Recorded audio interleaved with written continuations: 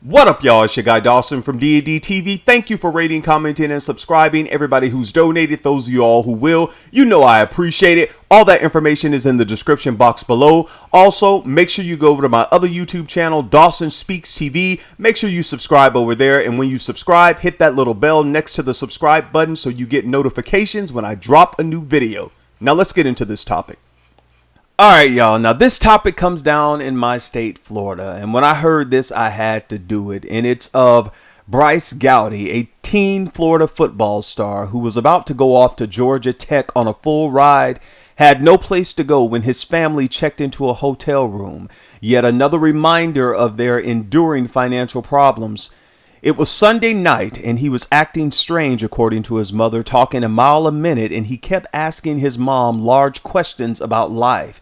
He wanted to know if she and his brothers would be okay in his absence.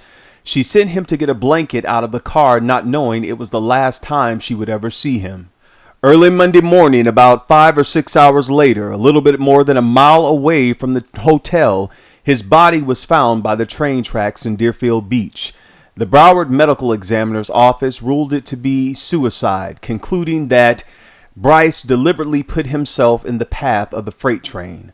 Now I'm going to let you all watch this video, and I'll be back with the rest of my commentary. Tonight about the tragic death of a teen killed by a freight train in Deerfield Beach. That high school football star was set to attend college in the fall. Local 10 News reporter Andrew Perez spoke with his coach today and also has the emotional message from that teen's mother. And this one is just a heartbreaker, Andrew. Absolutely. This teen's mother actually believes that he took his own life. The bottom line here, he needed help. She says she's just trying to get through this right now. I couldn't stop crying because I knew it was my baby. I knew it. The horror and heartbreak playing out on Facebook Live. Very openly, she talks about the moment she found out her son, Bryce Gowdy, was gone. Brayden kept telling me he wouldn't do something like that, but he hasn't ever acted like how he's been acting for the last 3 days. He's a kid that brought others. He was magnetic. Deerfield Beach head football coach Javon Glenn says the teen was a standout in academics and even more so on the football field. He had the whole world ahead of him. A Deerfield Beach football star, one of the top wide receivers in the country.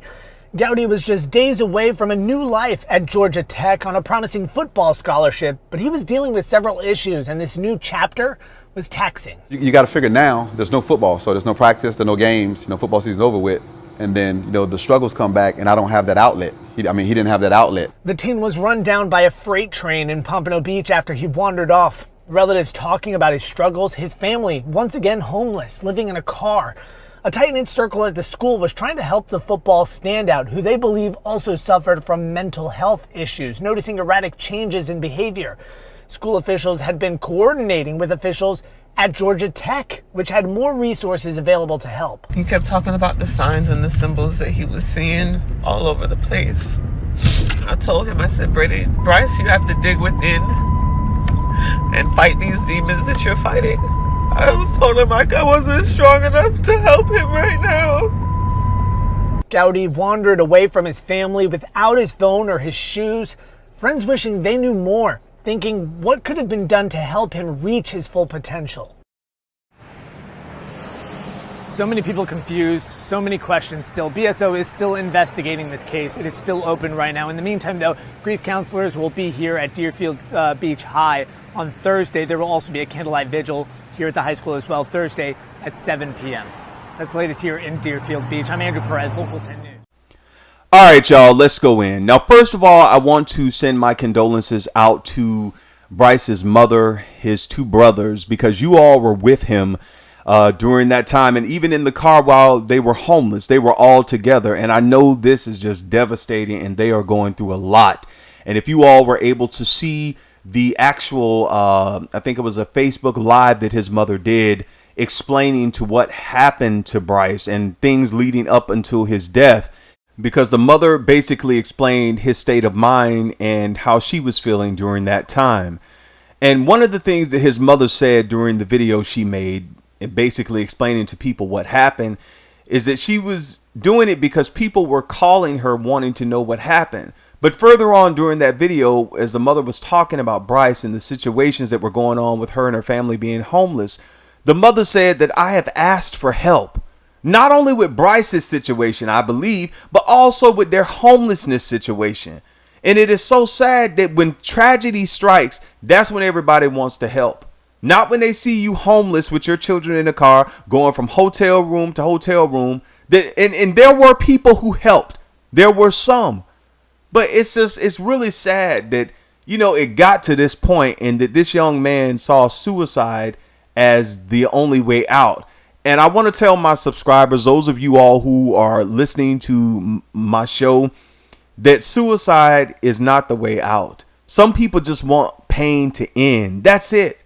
And I'm saying this because I know all too well that people who are in situations like his mother is in, when you're homeless, living in your car, and you've tried to get help, you've tried to get assistance and all this stuff, and it seems like you keep getting met with closed doors. It's always a closed door, and no one's really giving you that break you need. And people may say, well, why didn't they go to a homeless shelter? Why didn't they go to a church? Let me tell y'all something about that. A lot of people, and I'm saying this from a person who has called homeless shelter for my clients, who tried to get them in different places. Some of these homeless shelters, they're crowded. Some of them, people would rather be on the streets than live in the homeless shelter because they're dirty, they're not up, they're nasty. And then you're in there with your children with a lot of people who have all different type of issues. And especially if they don't have separate rooms for you all, if it's an open, depending on how the homeless shelter is. And many may say, well, why didn't you go to a local church? Well, let's talk about that. There are some churches, and many of you all know this to be true. If your name is not on that roll, and if your name is not checked next to being a tither, they're not getting you no assistance. Now, that's not all, but it's some. And I'm just talking about down here in South Florida, because one of the hardest things for people to get, especially when they're, trying to make ends meet and all this kind of stuff, is housing. That is and I tell my clients all the time, y'all, housing, man, like for real.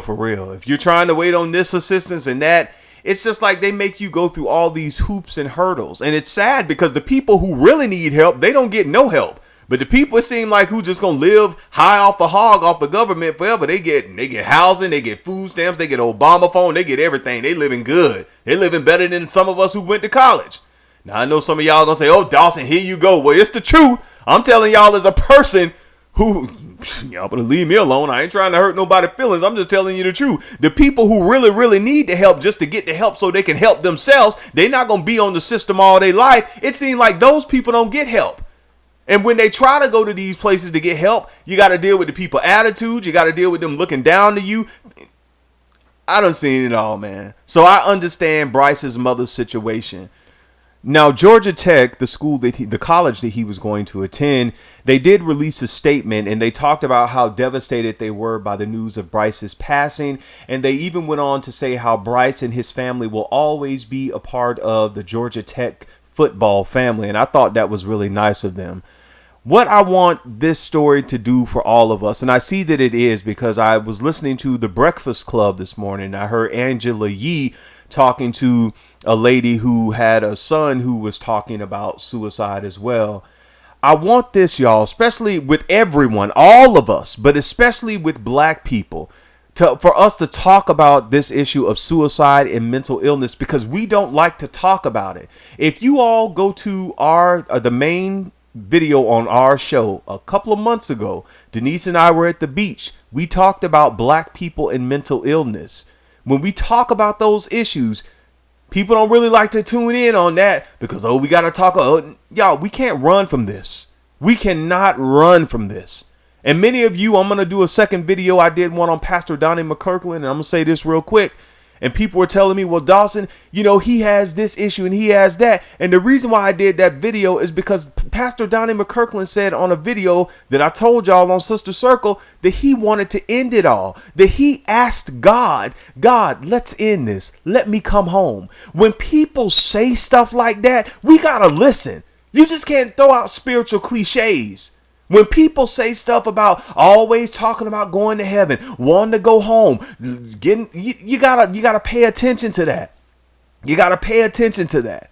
Even in this particular case, Bryce's mother talked about how he was talking about asking her, are her and his brothers gonna be okay?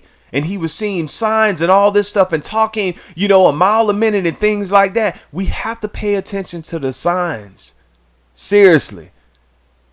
And I want this to open up a discussion about this.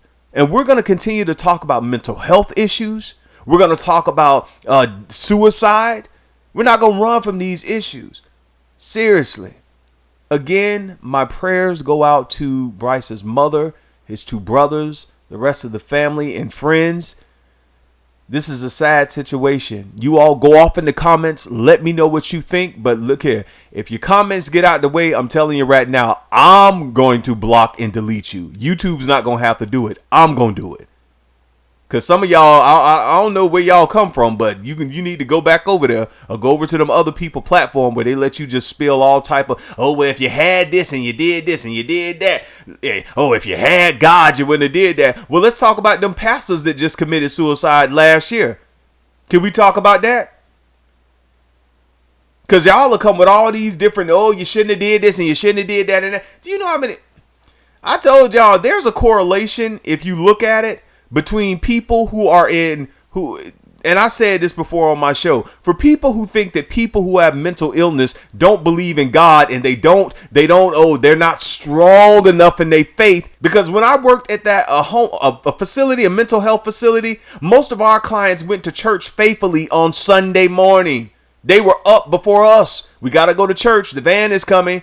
And all of those clients had diagnosis. So to think that, oh, if you just had this, if you just have that, miss me with that nonsense. We're going to have some real discussion, seriously, about this on this show. I'm going to get with Denise because stuff like this is not just with this situation. It continues to happen. Murder, suicide. People can't deal with their spouse not wanting to be married to them anymore. People can't deal with divorce. So I can't have you. Nobody can have you. This stuff is happening daily in the United States. And we're just the YouTube show. We're going to start talking about it. Y'all take care of yourself and each other. It's sad to start the new year off with stuff like this. But we have to deal with it, man. We have to deal with these topics. So my prayer for all of us is that, we're surrounded by good people who want to help us for real. No fake friends, no fake family members that we can live without them. We can love them from afar.